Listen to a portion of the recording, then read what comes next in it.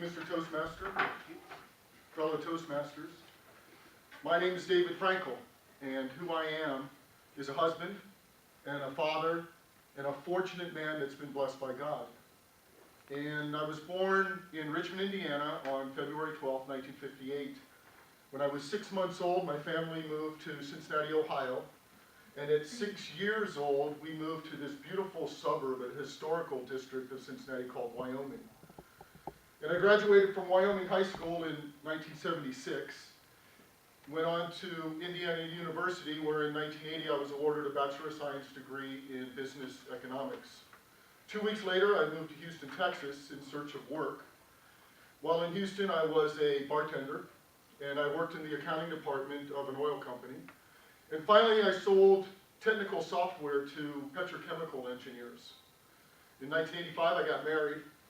And in 1986, I lost my job. And in 1987, I lost my home. And in 1988, my wife left me. So I had family that had moved to South Florida a little at a time. And in 1989, I moved to Coconut Creek. I had a dog, and I rented an apartment. And I decorated the apartment in austerity.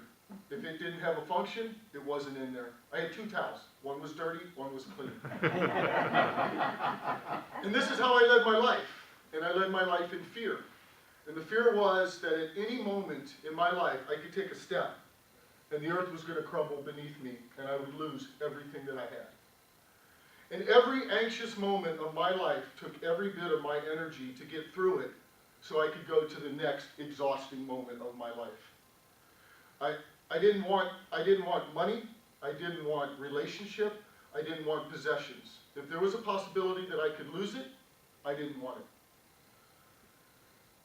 Anytime a woman got close enough to my heart that I felt vulnerable, I walked away. No explanations. And I hated myself. And it was sad. And I was lonely. And at that point, I felt like my heart was dead. And then one day I decided to change it. And the woman that I was seeing, I asked her and her 5-year-old daughter to marry me. And I remember the day, laying in bed, waiting for the movers to come. My stomach was tight as a drum, and I'm thinking, how do I get out of it? How do I get out of it?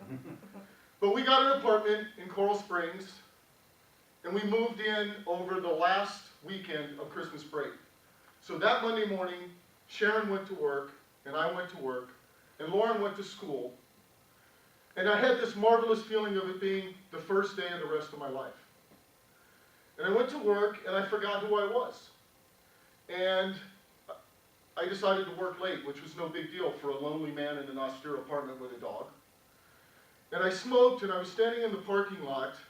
It was dark, and I heard this voice. And the voice said, if you don't get home, she's going to go to bed without you.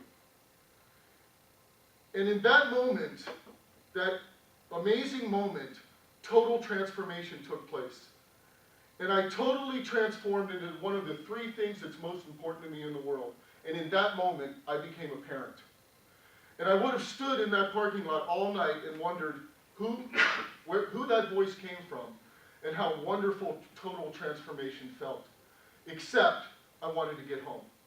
So I ran to the car and I raced home. I pulled in the parking lot, I leaped out of the car, ran up the stairs, and before I could get to the door, it opened. And here comes beautiful 5-year-old Lauren.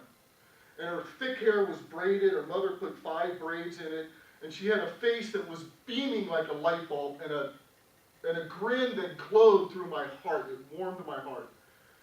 And she had just showered, and she had crisp PJs on, and I could smell her. And she was holding out a picture, a drawing that she had made for me.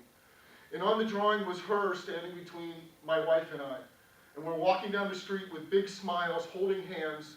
My dog's in the lower corner. There's a big red and blue flower on the other side. And at the top it said, I love you, friend David.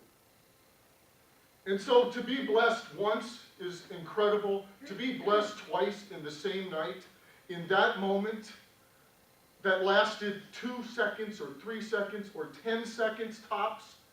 I live that moment now, and I live that moment every moment of my life because that's the moment that my heart came alive. Fellow Toastmasters, Mr. Toastmaster, thank you.